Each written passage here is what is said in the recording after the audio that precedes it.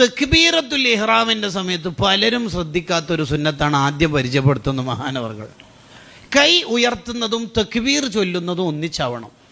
കൈ ഉയർത്തി തീരുന്നതും തക്ബീർ ചൊല്ലി തീരുന്നതും ഒന്നിച്ചാവണം.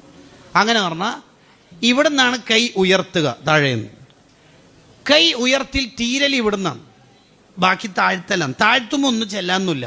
അപ്പോൾ ഇവിടെ നിന്നാണ് തീരേണ്ടത്. അല്ലാഹു അക്ബർ എന്ന് തീരേണ്ടത് ഇവിടെയാണ്, ചൊല്ലാൻ തുടങ്ങേണ്ടത് ഇവിടെയാണ്. അപ്പം എങ്ങനെ? അല്ലാഹു അക്ബർ, അവിടുന്ന് തീരേണ്ടത്. പിന്നെ ഒന്നുമില്ല. അധികം ആളും ലോകത്ത് 80% ആളും അത് ശ്രദ്ധിക്കൂല. അധികം ആളും എങ്ങനെ ചെയ്യട്ടല്? അല്ലാഹു അക്ബർ അങ്ങനെ ചെയ്യാം. അങ്ങനെയല്ല നമ്മൾ ചെയ്യേണ്ടത്, ഇവിടുന്ന് തീരണം. പിന്നെ ഇങ്ങനെ കൈ ഒന്നും ഇല്ലാണ്ട് പോകുമ്പോൾ ഒരു എന്തോ ബേജാറ്, ഉസ്താദെ ലഗേജ് ഇല്ലെങ്കിലും ഹാൻഡ് ബാഗെങ്കിലും ഉണ്ടാവില്ല നല്ലതല്ലേ എന്നുള്ള ഒരു മൂപ്പരുടെ ഒരു ചിന്തയാണത്. അതൊന്നും ചെല്ലാനൊന്നുമില്ല, ഇവിടുന്ന് തീരണം.